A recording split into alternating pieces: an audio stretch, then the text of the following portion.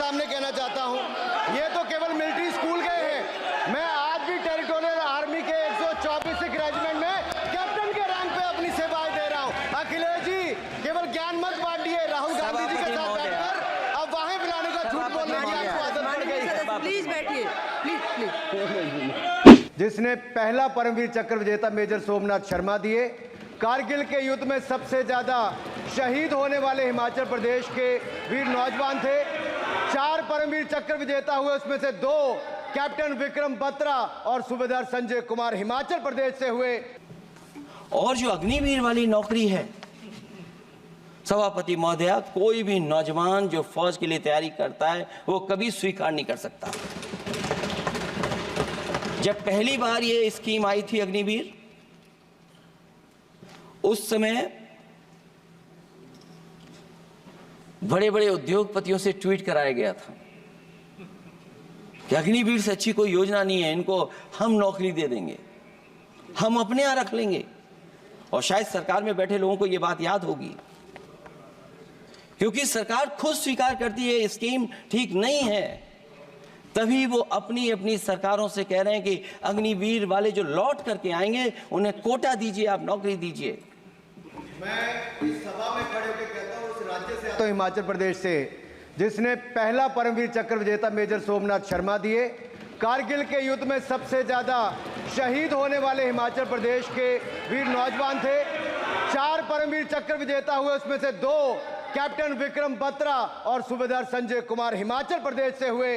और मैं कहता हूं, जी हां, जो लंबे समय से मांग थी 1 रैंक 1 पेंशन की किसी सरकार ने पूरी नहीं की, वो नरेंद्र मोदी जी की सरकार ने यहां पर पूरी की है।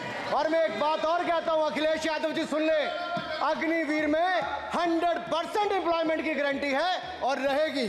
सभापति महोदया, जो मैंने बहुत छोटा सवाल पूछा था, मैं दूसरी बात कहता हूं, अगर ये जो बात आप कह रहे हो, तो आपको जरूरत क्यों पड़ रही कि आपको उत्तर प्रदेश में और प्रदेशों में कोटा देना पड़ रहा है 10%?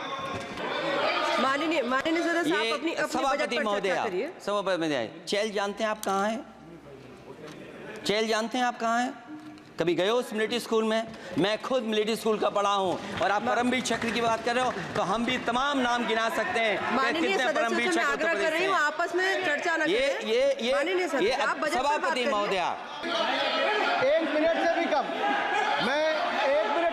मैं आपके सामने कहना चाहता हूं, ये तो केवल मिलिट्री स्कूल गए हैं।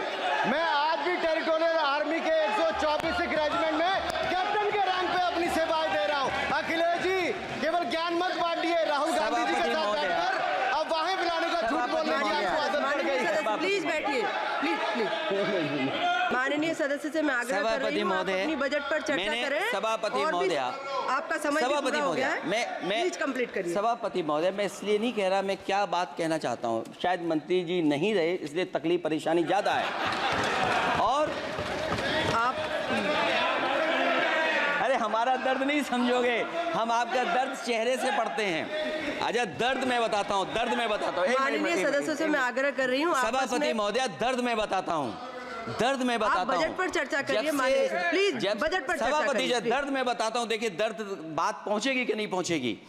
सभापति महोदया, उत्तर प्रदेश से जब से हारे हैं तब से कोई नमस्कार नहीं कर रहा है। तकलीफ वो है आपको। कंप्लीट करिए। वो वीडियो हमने देखा है कि कोई किसी को नमस्कार नहीं कर रहा है, कोई किसी को देख नहीं रहा है। चलिए, धन्यवाद माननीय। और जो अपने आप को बहुत ताकतवर कहते थे आप अपने आप को, जिसने हराया उसको नहीं ये हटा पा रहे हैं। अब बात समझ में नहीं आई ना? माननीय जिसने हराया उसको नहीं हटा पा रहे। और अगर सभापति महोदय, अग्निवीर व्यवस्था समाजवादी लोग स्वीकार ही नहीं कर सकते। आप बजट पर पूरी अपनी बात रखिए। सभापति महोदया, अग्निवीर स्वीकार नहीं कर सकते। जब भी हम सत्ता में आएंगे, 1-2 साल, ये चलने वाली सरकार नहीं है, गिरने वाली सरकार है, याद रखना। माननीय सदस्य, और देखिए, आप क्यों नहीं समझ रहे हो? साइकिल हमारा चुनाव चिन्ह है, साइकिल ही आपको सरकार चलवा रही है। जिस दिन साइकिल हट गई, आप कहाँ बैठे मिलोगे? और दूसरे हमारे साथी हैं जो हमें लेकर के यहाँ लाए थे। माननीय हम यहाँ सदस्य से मैं छूट गए, आग्रह वो कर रही चले हूँ, गए वहाँ। कंप्लीट करिए।